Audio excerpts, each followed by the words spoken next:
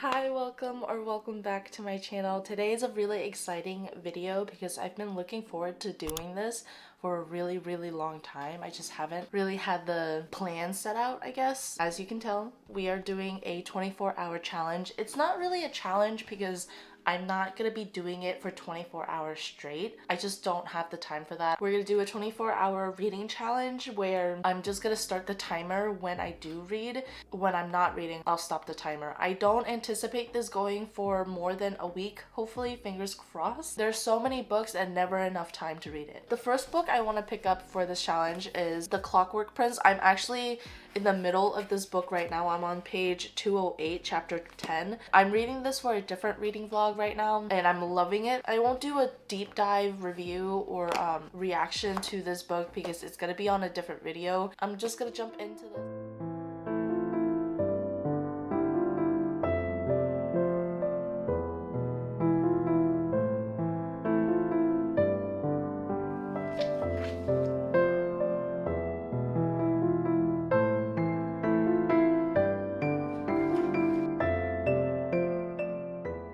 Hello. Okay, so I have officially finished Clockwork Prince by Cassandra Clare. I'm not going to be jumping into the third one in this video. I currently have 19 hours and 12 minutes left in my 24 hours. Honestly, we did pretty good. It's kind of late tonight, so I don't think I'm gonna be picking up another book today. Brief review, like I said, I'm doing a reading vlog for this, so if you want like a full detailed reaction review, go ahead and watch that video. But for this one, I knew it was gonna be heartbreaking, but it was a lot worse than I anticipated. I don't know why, because I already know what happens in this book, but it just somehow it just felt really bad. I was holding in tears. Like my eyes were watery, but I was trying so hard not to cry.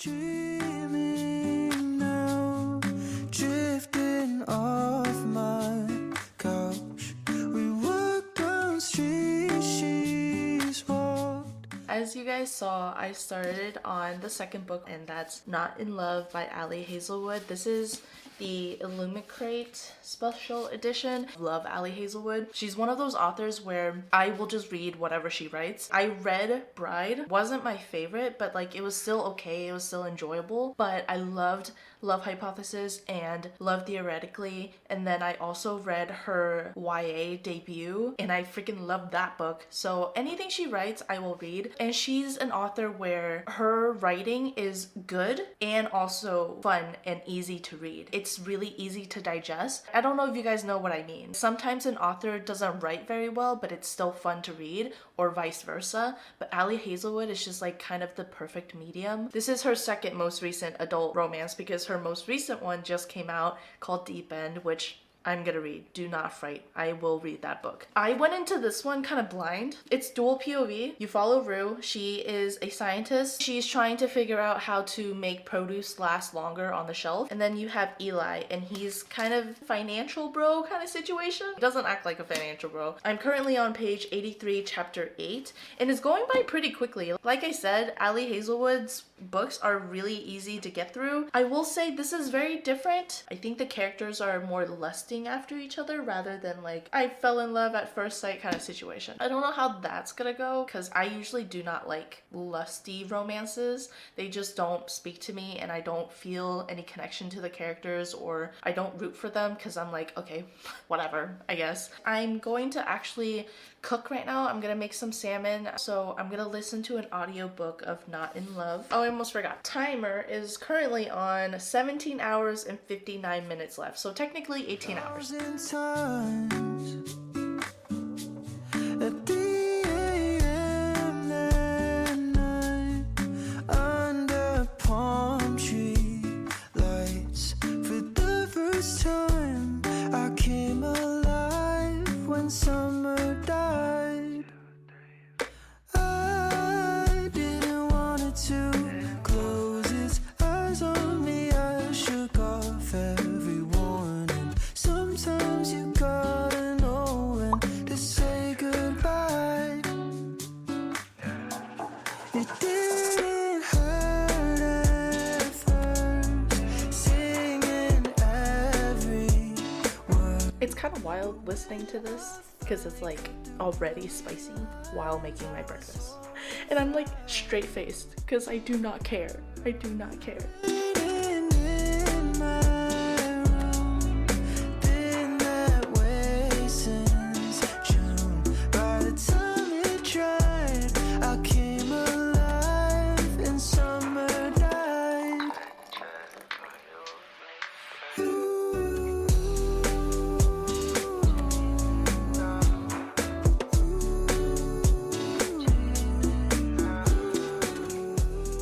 Okay, I'm gonna be so very honest.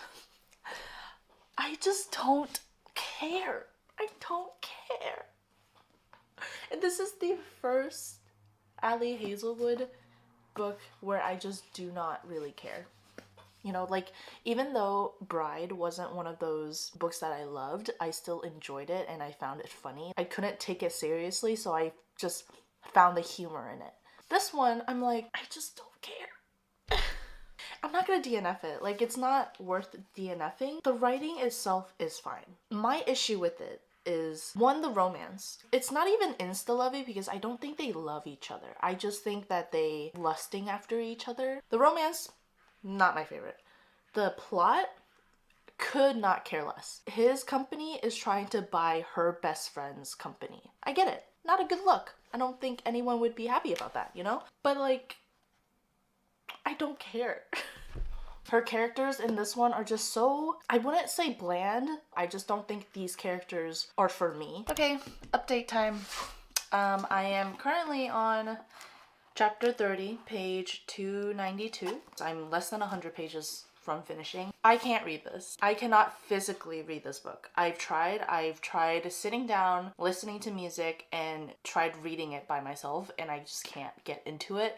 I feel really disconnected with the characters and the plot. It being Ali Hazelwood, I think I have such a, like, I wouldn't say attachment, but like fond memories with Ali. I have so much trust in her that I feel really bad to DNF a book. Luckily, I have the audiobook for Not in Love, and I've just been listening to it. I don't know, like, the characters feel really bland and flat to me, and I understand that there are topics in this book that are more serious and could be relatable to some people, but it's not to me. So I just feel really disconnected with the characters, and I don't feel like I know them very well. I just don't love them, and I feel like they're gonna be kind of forgettable characters once I finish this book. Plot-wise, I still feel the same way as I did in the beginning of this. Whatever. Like, I feel like if you've watched my videos and if you know me personally, I don't love a lot of smut in books.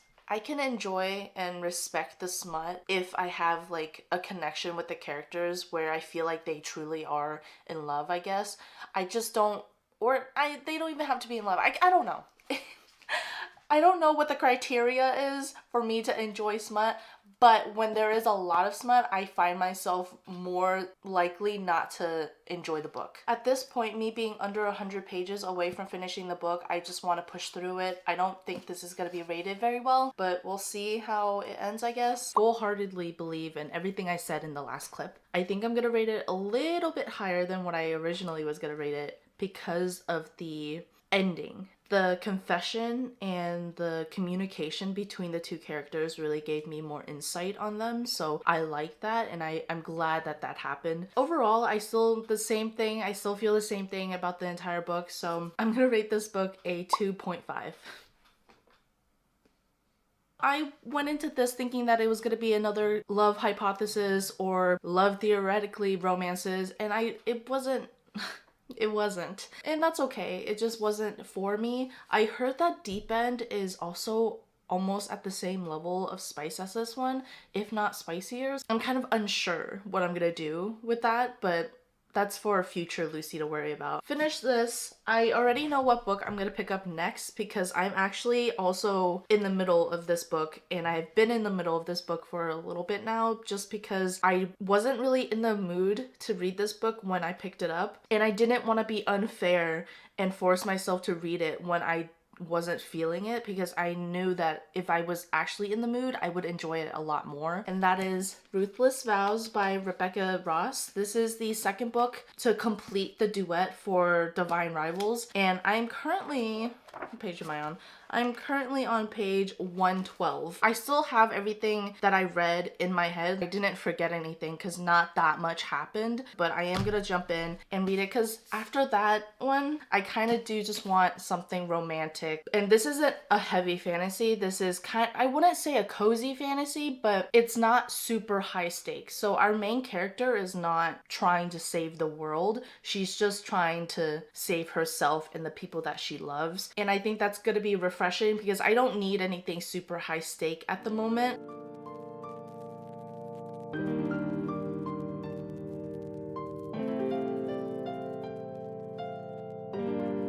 Update time.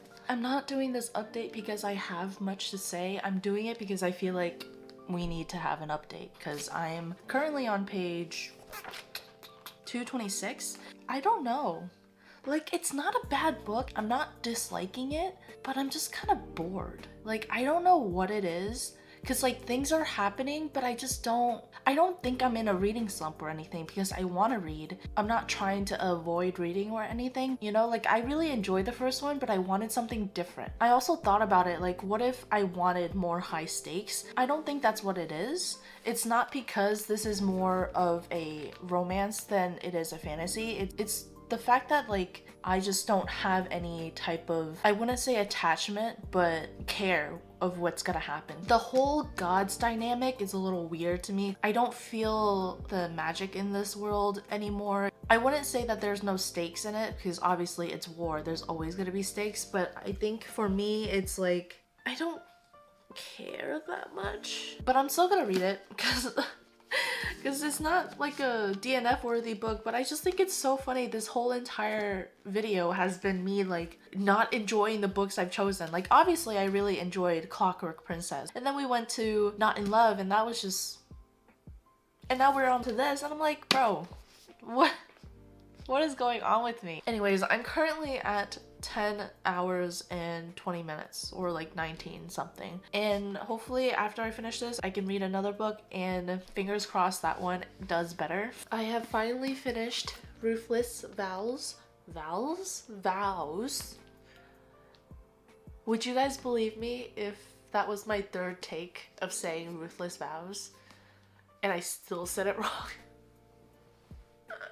We're just gonna get into this. My first thought of this book, unfortunately, was I was just bored most of the time. I think the second half of the book was much more entertaining than the first half. So the first half I was kind of going along with the story, learning what they were learning, you know, vibing, I guess, but I wasn't happily vibing. I was more mid-vibing. You know, I was just kind of there. That's about it. I had no emotions towards the characters or the plot. It's really unfortunate because I went into this really excited to see how this was going to play out after the ending of Divine Rivals. I really, really enjoyed the romance part of this series. For this book, obviously it was still there, but it just felt different. It felt a little bit off. I don't know. I just couldn't really get into it that much. I wouldn't say I was disappointed in the book. I didn't have that many expectations for it. I was just happy to get back into this world specifically. Yeah, it's okay. I'm like not upset about it, obviously, but So I'm gonna give Ruthless Vows a 3-star because I can see why people do like it, and I did enjoy the last third of the book. Although I didn't love some of the parts leading up to the ending, it's okay. So 3 stars I feel like is reasonable. It's not like I hated this book, and it's not like I wouldn't recommend someone read this duology. It was just okay. So now I've read, how many books is that? Is that number 3?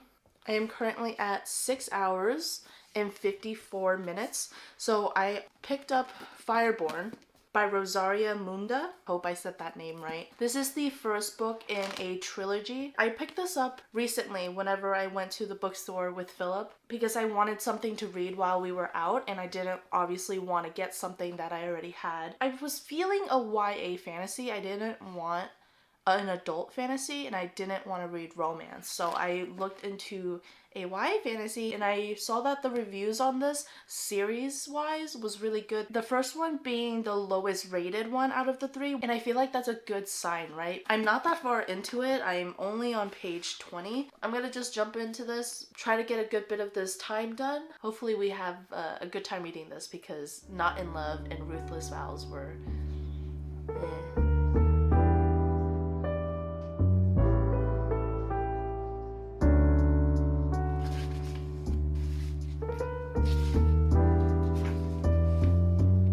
we just met a character, not really met, but like had an encounter with a certain character that is a little bit suspicious, and by the description of this person, I have a guess of who it is. I just read a like memory scene. Lee is so pretentious. Like he is every stereotype of a noble kid. He's basically a nepo baby. He is a nepo baby. But I have to keep telling myself like, oh, these memories I'm reading about, he's literally minimum 9 years old. Like give him some grace. He's 9, he knows nothing else, so give him some grace. But oh my god, I was like, ew. I'm on chapter 10, page 110, and things are getting really juicy, guys. Like, I'm actually thoroughly enjoying the read right now. I don't know why I'm so surprised. I guess I've just been so like jaded by reads that haven't really interested me in a really long time. But I'm actually really enjoying this so far. Like you jump right into the world and the conflict and the characters. The author, she immediately starts world building, telling you the history, telling you about the dragons. What I've learned so far is that the Fourth Order, they're part of the government and part of the military, as you can say, and they are in the running to be the next protector, which is basically not a king, but a prime minister in a sense. Overall, things are going pretty quickly and I'm really enjoying it. I don't know if it's because it's YA, but it's just so simple and fun. I'm having fun while reading it. Yeah, it's not like super complicated. It might not have really intricate storytelling, but I can see the author's vision. Honestly, I might be getting ahead of myself because I'm not that far into the book. I'm only a fourth way through, but I don't know. I'm just having fun, you know? I haven't felt this way with reading in a minute. It is now almost 1 a.m. so I'm gonna head to bed, but just wanted to give you guys that quick update. I know that there's definitely romance in here, but I'm not even thinking about that. I'm more interested to see how all of this stuff politically plays out, because what are the other two books about? Because we're jumping right in. We're jumping right in. Tell me why I'm on page 180 and I almost cried. Like, what are you doing? My emotions are kind of at a heightened state currently, so that may be why, but I just feel so sad for our main character Annie because she has had so many injustices happen to her in the short span of her life. Like she is 16, 17 years old and she's had to face so many different things. Oh, I can't even imagine the stuff that she's gone through. Something just happened that like none of it was her fault. She did the best that she could. And it just makes me so sad for her. And I actually almost cried. But that's a good sign. That's a good sign because that means I actually care about the characters. I really am enjoying the fact that this is taking its time for you to learn about the characters and their backgrounds, because that's how I start enjoying the characters and really not putting myself in their shoes, but like empathizing with them. Like when certain things happen to them, I start feeling real emotions, and this is starting to happen with Annie specifically because I just think that she's gone through so much and she tries and works so hard. She didn't deserve any of this. I can already see in the future she's gonna be a bad bitch. So I'm just bidding my time. Just gotta get through the rough parts. I am upset. I am upset. I can't tell you why I'm upset, but I am. I have read a good amount today, but I still want to keep going, and that's a really good sign. And I'm really, really happy that I found a book that I really want to read and continue reading. But Page 284. I fear the author missed a great opportunity for how to continue with the story and its characters. I feel like if it was done a little bit differently, it would have been more interesting and intriguing, because done this way, it feels a little predictable and kind of safe and easy. Of course, you know, like this is just how it was gonna be seen or predicted from the very beginning, and it just isn't as exciting. So I'm hoping, as I keep going right now, I'm hoping there's gonna be a twist that is exciting and refreshing and new. We knew it was coming. They knew it was coming. Like, it was just, you know. Hello, I am currently an hour and 30 minutes away from finishing this challenge, and I am on page 328. I'm in the middle of the chapter, but I really wanted to talk to you guys because I'm feeling a lot of emotions, and I just have a lot to say that I want to get out, and I just want to begin. When I picked up this book, I had no idea the emotional, not even attachment, but just the emotional attacks that would be happening. I thought this was just gonna be, you know, like a lighthearted YA fantasy. I don't want to be dramatic and say it's the first one, actually. I will just say in a really, really long time, it's the first fantasy where it's gotten me to the point where I just don't know where I stand with any of it. Not the book itself, but with the politics in the story. This is such a morally gray book. You have our main characters. They are the dragon riders, and they are the air military of their country. So they are a big part of their government. They have a lot of responsibilities. The way that this book goes into depth of how many different ways that you're supposed to rally your citizens or make sure that their people know that they're safe, or that people aren't trying to rebel, or all of it's just really fascinating, because a lot of the time it's like bam, bam, bam, main character tries to save the world. Yes. Obviously, our main characters are still good people, but they are being put in situations where they always have to pick the lesser evil, even when they aren't able to tell the citizens and the people why they're making these decisions. In the eyes of normal people who their normal life is to feed their family, protect their family, and just, you know, rinse and repeat daily, to them, seeing these higher military people coming in and doing certain things and spewing certain things, they're like, I don't care. I don't care. This is gonna harm us right now, and I don't care what you say. You can really empathize with the people, but then you also get the background of following Lee and Annie and seeing their point of view and knowing why certain things are being done. Them deciding to be the ones to do it, to bear that burden, is so like heartbreaking. And I just think it's crazy. I did not pick up this book to jump into a full like politics fantasy read, and I'm really happy that I did. Like, guys, I love a good romantasy, but I really love when books can really dive into the plot, the world, and like the political side of it. The world feels deeper. You can sympathize with the characters a lot more. That's why I love the Throne of Glass series, because you love the characters, but also the world building is so immaculate. But it's just the simple fact that this has simple writing, yet it can draw that emotion and those feelings out of me that I'm really enjoying. I cannot imagine myself in their situation. I cannot imagine myself in the citizens' situations. Like, I can feel bad for both of them. And I love when you can do that, when there's so much depth in the characters and the world that you just do not know what is the right answer.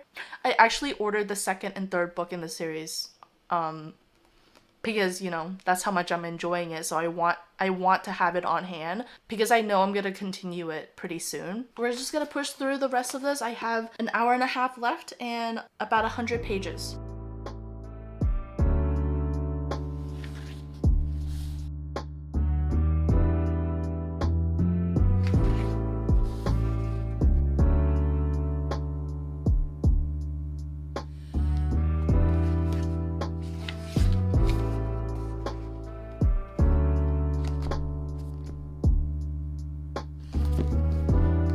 Okay, so I finally finished Fireborn with 5 minutes and 50 seconds to spare. I think it would be kind of silly for me to pick up a book for 5 minutes. So I'm just gonna say that we did the 24 hours. There's nothing new that I want to talk about for this book. The ending wasn't like super crazy, but obviously I still really want to read the next 2 books because I want to see how they handle the conflict. Just a brief summary, you follow 2 characters, Lee and Annie.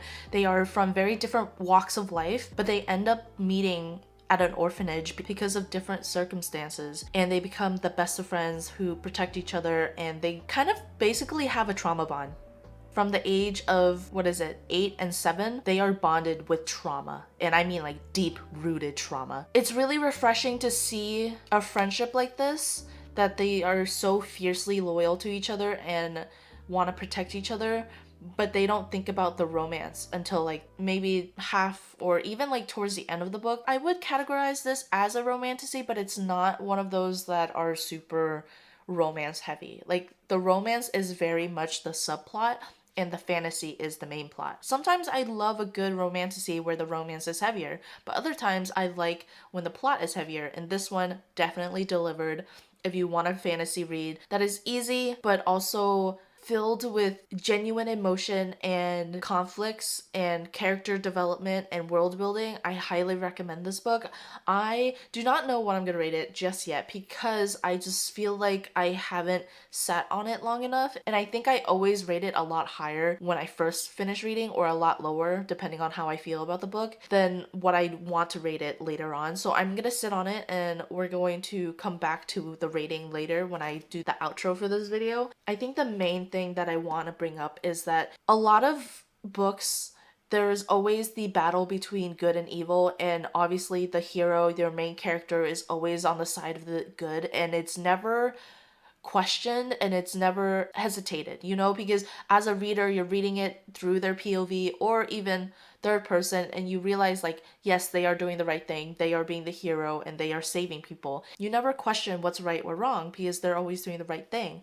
But in this book, what I really liked is that it makes you question like, what is the right decision? Because it is such a morally gray environment where they as characters and as leaders and dragon riders have to make decisions that are so gray that some people would think it's good and some people would think no, that's not good. You can understand that they're trying to pick the decision that is for the greater good rather than like good for personal reasons or good for this group of people but not good for this group of people. I'm trying to prevent an overall disaster even if I have to make the rough decisions right now. I just love when characters have to go through this kind of dilemma because it gives them the growth. You can really see their values and what they believe in when they're put into situations like this. This is such a good book to end off with. Okay, it has been a couple of hours and I am ready to talk about all the books that I read in 2020. No.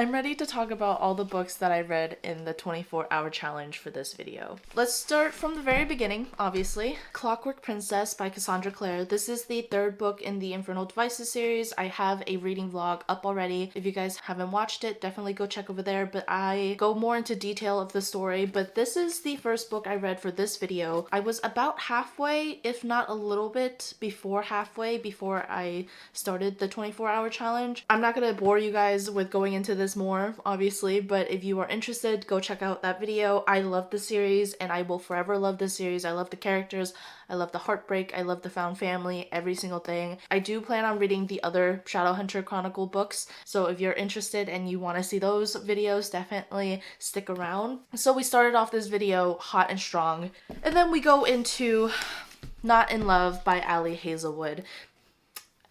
I love Ali Hazelwood. I still love Ali Hazelwood, even though this one was kind of a disappointment for me. I just don't think heavy smut romances are my cup of tea. I need something of substance in the relationship rather than lust and the physical aspect. I need them to actually get to know each other, or I don't know, have some other subplot rather than them wanting to, like the entire book. It was just not my ideal romance. Was originally gonna give this book a 2-star, but I ended up giving it a 2.5 because the ending brought it up a little bit with kind of explaining why they are the way they are, but still I just did not find this book enjoyable. I recommend it to people that enjoy a smuttier romance, and if you do enjoy that, there's no judgment from me. It's just not my preference. Next one is Ruthless Vows. I don't think I had any expectations going into this or any standards that I was trying to hold with this, because this is the second book after Divine Rivals, and I really like Divine Rivals. I love the romance, I love the setting,